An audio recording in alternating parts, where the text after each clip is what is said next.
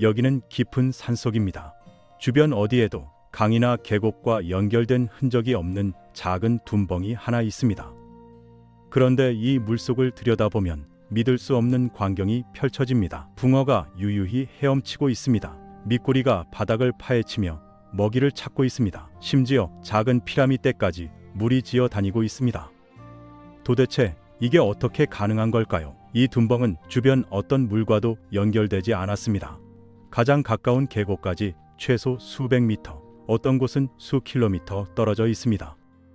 물고기가 땅 위를 걸어서 올라올 수는 없는 노릇이고 하늘에서 떨어질 리도 없습니다. 그렇다면 대체 어떻게 이 고립된 물속에 생명체가 존재하는 걸까요? 혹시 이 물고기들이 처음부터 여기 있었던 걸까요? 아니면 우리가 모르는 어떤 비밀스러운 통로가 존재하는 걸까요? 이 질문에 대한 답은 우리의 상상을 훨씬 뛰어넘습니다.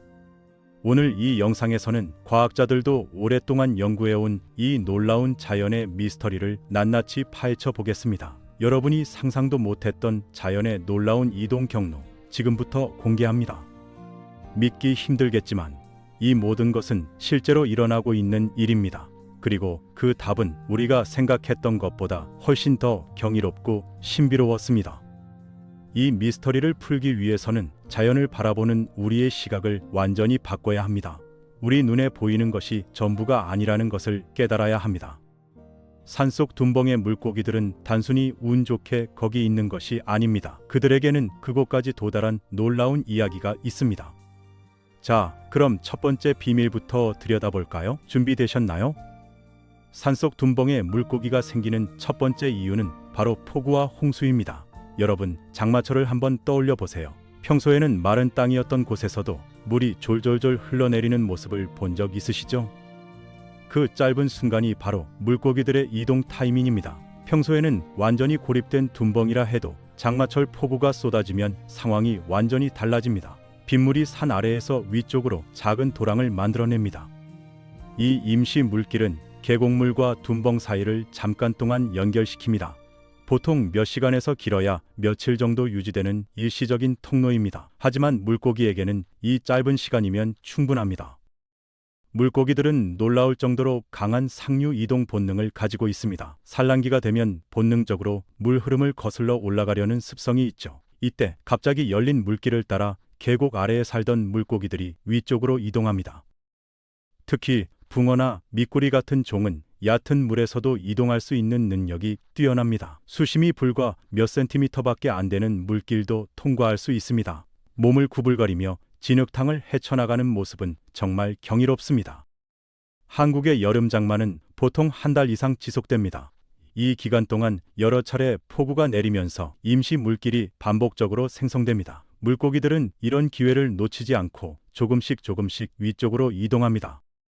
어떤 경우에는 한 번의 큰 홍수로 수십 마리의 치어가 한꺼번에 옮겨지기도 합니다. 격렬한 물살에 휩쓸려 전혀 예상치 못한 곳까지 도달하는 것이죠. 자연은 이렇게 극적인 방법으로 생명을 이동시킵니다.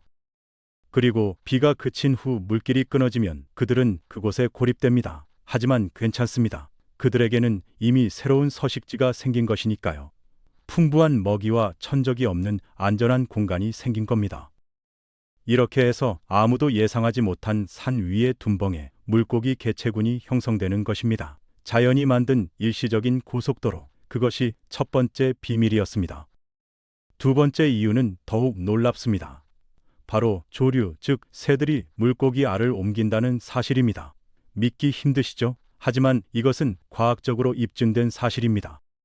한국의 습지와 둔벙을 자유롭게 오가는 새들이 있습니다. 청둥오리, 외가리, 백로, 물닭 등 수십 종의 물새들이 여기에 해당합니다. 이 새들은 하루에도 여러 개의 물가를 방문합니다. 먹이를 찾고 쉬고 물을 마시면서 다양한 습지를 이동하죠. 그런데 여기서 중요한 포인트가 있습니다. 붕어, 잉어, 미꾸리 같은 우리나라 토종 물고기들의 알은 특별한 구조를 가지고 있습니다.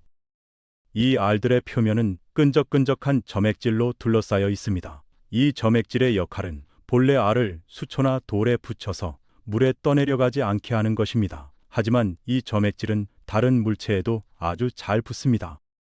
특히 새의 발이나 깃털에도 쉽게 달라붙습니다. 청둥오리 한 마리가 얕은 물가를 걸으며 먹이를 찾는 모습을 상상해 보세요. 오리가 물속을 걸어 다니는 동안 그 발가락 사이사이에 수초 조각과 함께 물고기 알 수십 개가 붙습니다. 오리는 이것을 전혀 의식하지 못합니다. 그저 먹이를 먹고 날개를 털고 다시 날아오릅니다. 그리고 수 킬로미터 떨어진 다른 둔벙에 착륙합니다. 오리가 새로운 물가에서 다시 걸어 다니면서 발을 씻을 때 그 알들이 떨어집니다. 이렇게 해서 완전히 고립된 둔벙에 물고기 알이 전달되는 것입니다. 자연이 만든 완벽한 택배 시스템입니다. 한 연구에 따르면 새 한 마리의 발에서 최대 100개 이상의 물고기 알이 발견되기도 했습니다. 물론 이 중에서 모두가 부화하는 것은 아닙니다. 하지만 단 몇 개만 살아남아도 새로운 개체군을 형성하기에는 충분합니다. 특히 철새의 경우 수백 킬로미터를 이동하기 때문에 완전히 다른 지역의 유전자를 전달하는 역할도 합니다. 생물학적 다양성을 높이는 자연의 지혜인 셈이죠. 이것이 바로 새들이 제공하는 무료 택배 서비스입니다. 인간이 만든 어떤 물류 시스템보다도 효율적이고 광범위한 네트워크입니다. 그런데 이야기는 여기서 끝이 아닙니다. 더욱 놀라운 사실이 있습니다. 일부 물고기 알은 새의 소화기관을 통과하고도 살아남는다는 것입니다. 처음 이 이야기를 들으면 대부분의 사람들은 고개를 가로젓습니다. 그게 말이 돼? 위산에 녹아버리지 않을까? 맞습니다. 대부분은 소화됩니다. 하지만 모두가 소화되는 것은 아닙니다. 헝가리의 한 연구팀이 놀라운 실험을 진행했습니다. 그들은 청둥오리에게 잉어과 물고기의 알을 먹였습니다. 그리고 오리의 배설물을 수거해서 현미경으로 관찰했습니다. 결과는 충격적이었습니다. 오리가 먹은 물고기 알 1000개 중 약 2개가 온전한 상태로 배설되었습니다. 비율로 따지면 0.2%입니다. 언뜻 보기에 매우 낮은 확률 같지만 자연에서는 이것만으로도 충분합니다. 청둥오리 한 마리가 한 번 먹이 활동을 할 때 수백 개의 알을 먹을 수 있습니다. 그중 2~3개만 살아남아도 새로운 지역에 씨앗을 뿌리는 셈입니다. 확률 게임이지만 자연은 충분한 시행 횟수를 가지고 있습니다. 더 놀라운 것은 이 알들의 이동 거리입니다. 조류는 하루에 수십 킬로미터를 이동합니다. 철새의 경우 수백 킬로미터를 날아가기도 합니다. 물고기 알이 새의 장을 통과하는 데 걸리는 시간은 보통 1시간에서 4시간 정도입니다. 이 시간 동안 새는 얼마나 멀리 날아갈 수 있을까요? 평균 비행 속도가 시속 50km라고 가정하면 2시간이면 100km를 이동합니다. 즉, 어떤 물고기 알은 100km 떨어진 완전히 다른 수계에 도착할 수 있다는 뜻입니다. 이것은 단순한 이동이 아닙니다. 생물학적으로 볼 때 유전자의 대이동입니다. 고립된 개체군 사이에 유전자 교류를 가능하게 하는 자연의 메커니즘입니다. 심지어 일부 연구자들은 이 방법으로 대륙 간 이동도 가능하다고 주장합니다. 물론 확률은 극히 낮지만 수천 년의 시간으로 보면 충분히 가능한 일입니다. 진화의 역사는 바로 이런 작은 확률들이 쌓여서 만들어진 것이니까요. 자연은 이렇게 극적이고도 효율적인 방법으로 생명을 퍼뜨립니다. 소아라는 극한의 시련을 통과한 생존자들, 그들이야말로 진정한 개척자입니다. 세 번째 이유는 우리 인간과 관련이 있습니다. 산속 둔벙에 물고기가 생기는 또 다른 이유는 바로 사람의 방류입니다.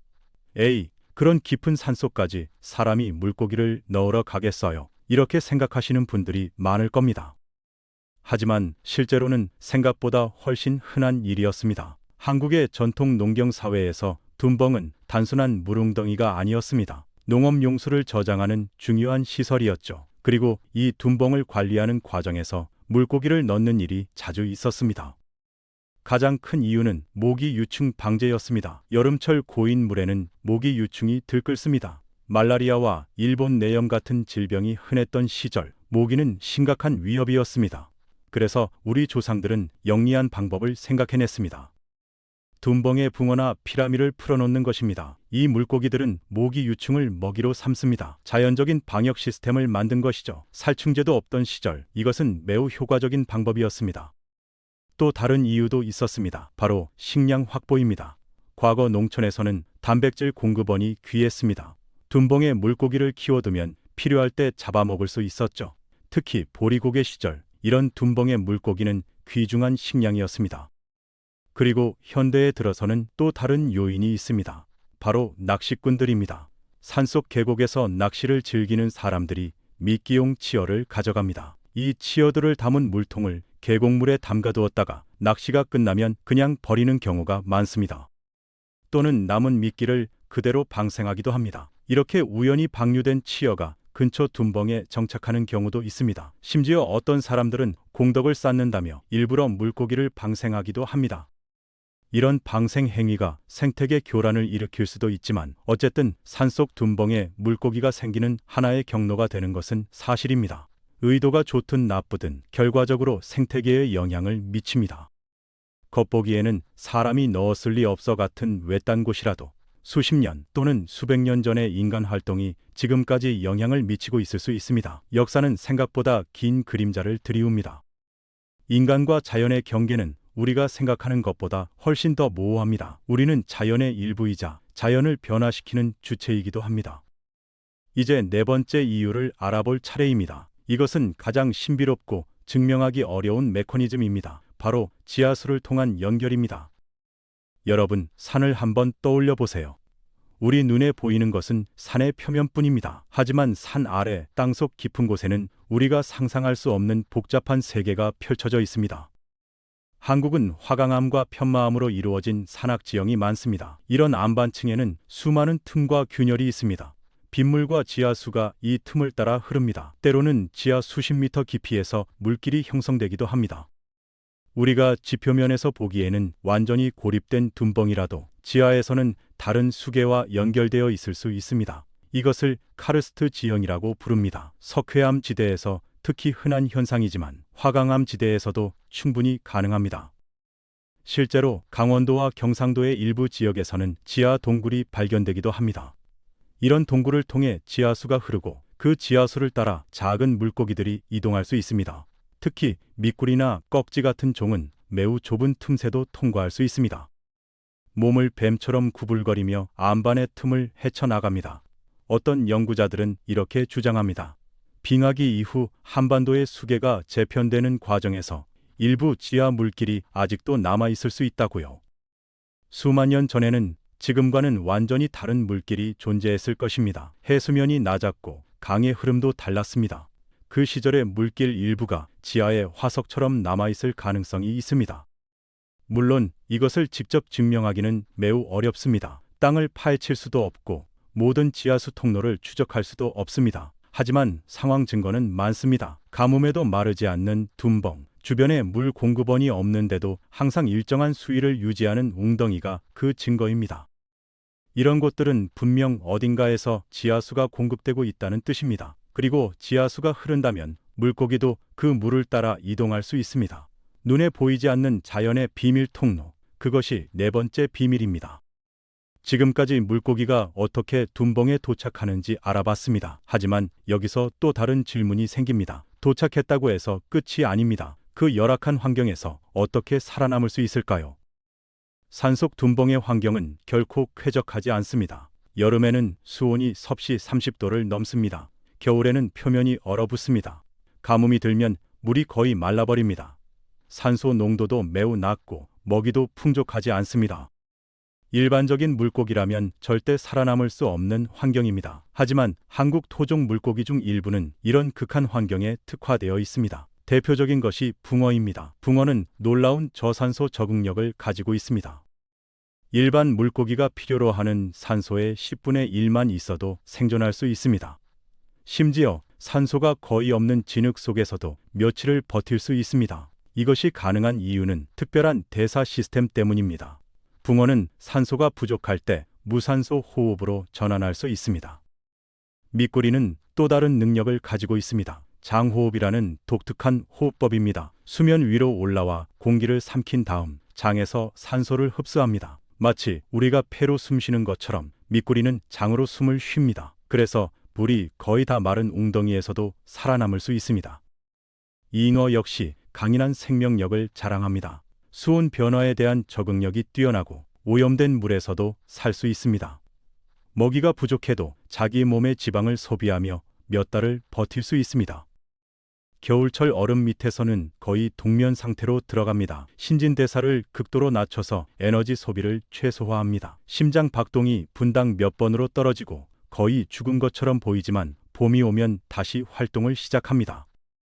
이런 능력들이 복합적으로 작용해서 한번 둔벙에 정착한 물고기들은 놀라울 정도로 오래 생존합니다. 심지어 번식까지 성공합니다. 붕어는 특히 번식력이 강합니다. 암컷 한 마리가 한 번에 수만 개의 알을 낳습니다. 이 중 일부만 살아남아도 개체군을 유지하기에 충분합니다.